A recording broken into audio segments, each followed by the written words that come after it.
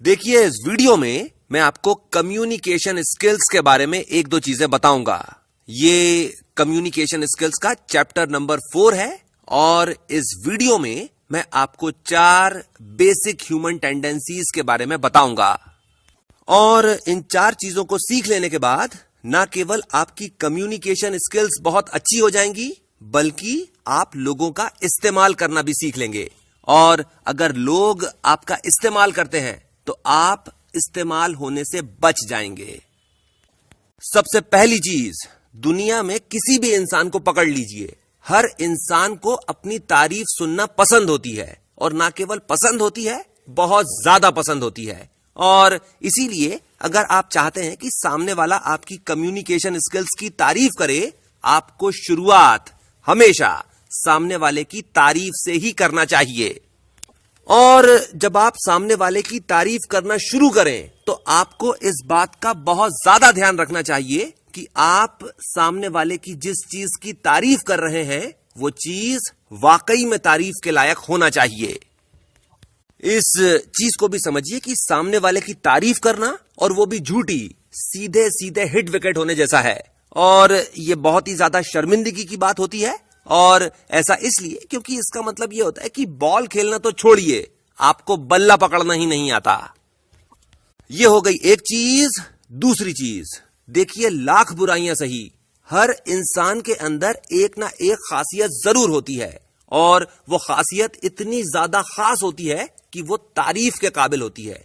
और यह भी कि जिस इंसान से आप बात करते हैं उस इंसान को अपनी उस खासियत के बारे में मालूम होता है। और इसीलिए जब भी आप किसी से बात करें, या तो बहुत ध्यान से समझने की कोशिश करिए कि सामने वाले में क्या खासियत है, या कि फिर किसी से पूछ कर जाइए कि सामने वाले में क्या खासियत है। अब देखिए, एक सवाल उठता है कि अगर मुझे सामने वाले के अंदर कोई खासियत नहीं दिख रही, ना ही मुझे किसी से मालूम चल रहा है कि सामने वाले में क्या खासियत है, तो फिर क्या करूं?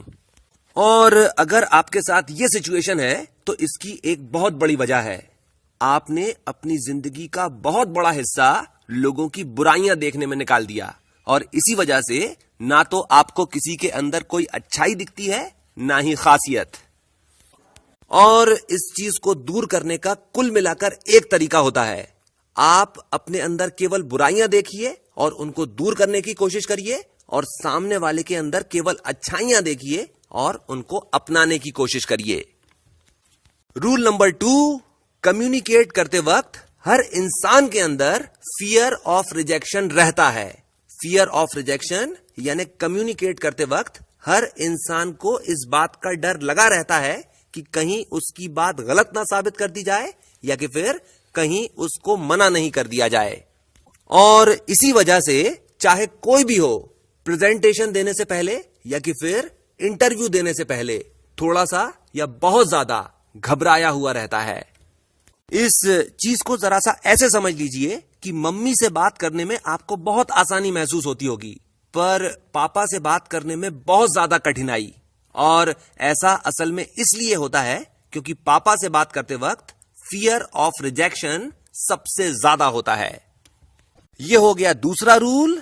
तीसरा रूल, अगर आप सामने वाले से अच्छे तरीके से बात करोगे तो सामने वाला आपसे अच्छे तरीके से बात करेगा, और अगर आप सामने वाले से गलत तरीके से बात करोगे तो सामने वाला आपसे गलत तरीके से बात करेगा। और यह रूल 90% टाइम सही रहता है। इसी से बनता है रूल नंबर 4, लोगों के साथ वैसा व्यवहार करो जैसा तुम चाहते हो कि लोग तुम्हारे साथ करें।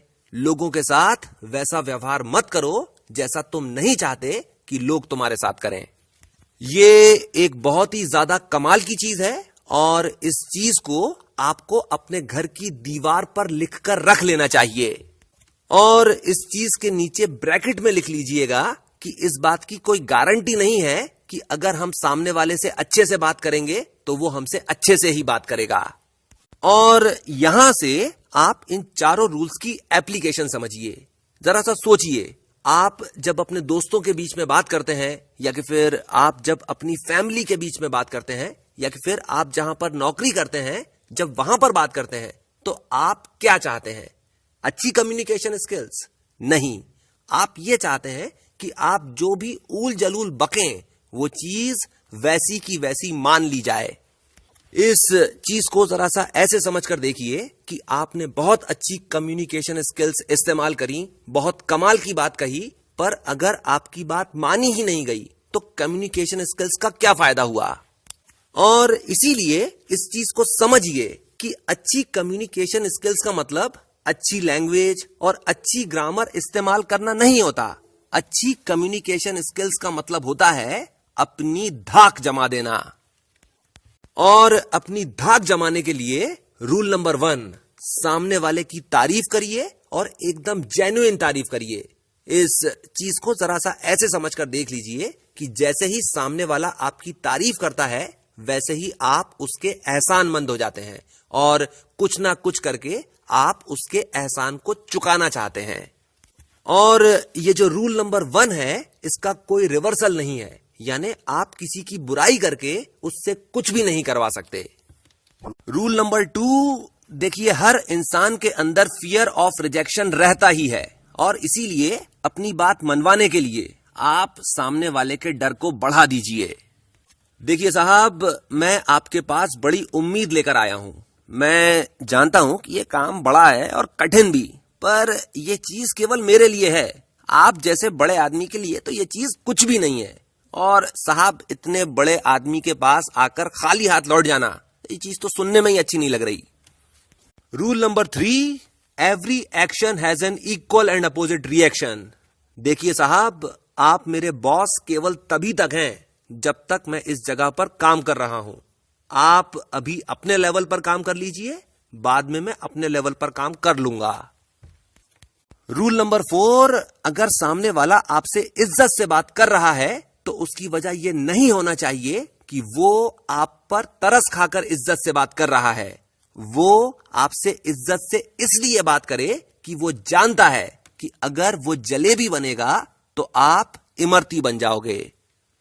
अब ये जो 4 रूल्स और 4 एप्लीकेशंस बताई गई हैं, आप इनके नोट्स बनाइए और सोचिए कि आप इन चारों रूल्स को कहां कहां पर अप्लाई कर सकते थे और नहीं मालूम होने की वजह से आपने अप्लाई नहीं किया। इस चीज को भी समझिए कि ये चारों रूल्स आपको सभी के ऊपर नहीं लगाना है। ये चारों रूल्स आप केवल उन्हीं लोगों पर लगाएंगे जिनसे आपको कुछ फायदा लेना हो। इसके साथ मैं अपनी बात खत्म करता हूं। आपने मुझे इतना समय दिया, थैंक यू वेरी मच।